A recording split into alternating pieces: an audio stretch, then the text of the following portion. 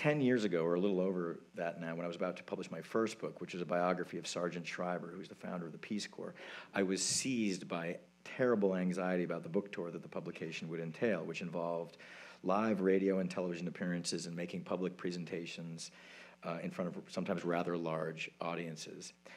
I was terrified. My dread of the book tour was so severe that several months before it was to begin, I started having panic attacks if even I had to watch somebody else give a talk.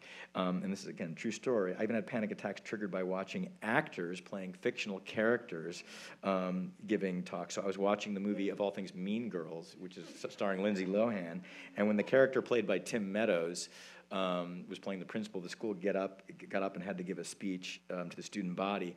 I had to run out of the theater because I was having a horrible panic attack, and my wife's friend was like, "What is wrong with you?" So I was 34 at the time, and I had struggled with occasionally debilitating anxiety for much of my life, and had been in various forms of therapy for, at that point, 25 years straight. But I can really scarcely convey the dread that this book tour conjured in me. So in desperation, I sought help from multiple sources. I first went to a prominent Harvard psychopharmacologist who had been recommended to me by my principal psychiatrist a year earlier. He said, "You have an anxiety disorder. Fortunately, this is highly treatable. We just need to get you properly medicated."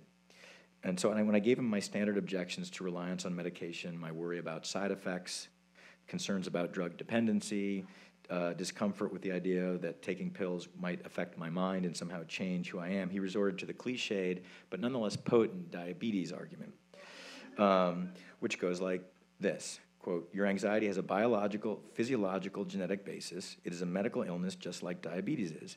If you were a diabetic, you wouldn't have such qualms about taking insulin, would you? And you wouldn't see your diabetes as a moral failing."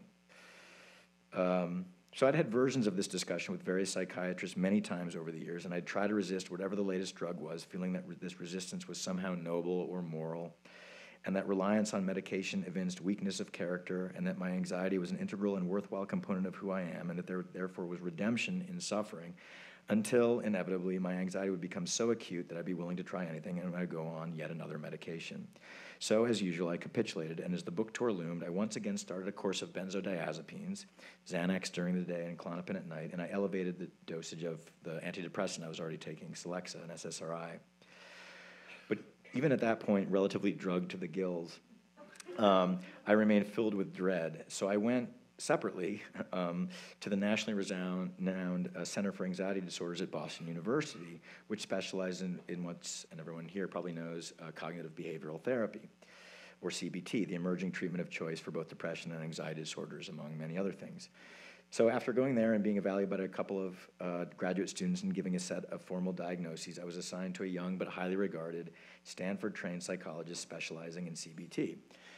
And in about my second or third session, she said, "The first thing we have to do is get you off these drugs." I resisted. And a few sessions later, she actually opened up a drawer in her office and said, "Look, I've confiscated these from all of my patients." She picked up a bottle of Xanax and shook it for effect, and said, I can take this from you too. And the drugs, she said, they're a crutch that are preventing you from truly experiencing and thereby confronting my anxiety. And if I don't expose myself to the raw experience of my anxiety, I would never learn that I could cope with it on my own. And she was right, I knew. Exposure therapy, again, as many of you know, is based on fully experiencing your anxiety, which is hard to do if you're taking anti-anxiety medications. But my fear was, with the book tour looming, what if I actually couldn't cope with it? So I went back to the Harvard psychopharmacologist. Let's call him Dr. Harvard. And I described the course of action that the Stanford psychologist, let's call her Dr. Stanford, had proposed. And he said, "Look, it's your call. You could try giving up your medication, but your anxiety is clearly so deeply physiologically rooted in your biology that even mild stress provokes it.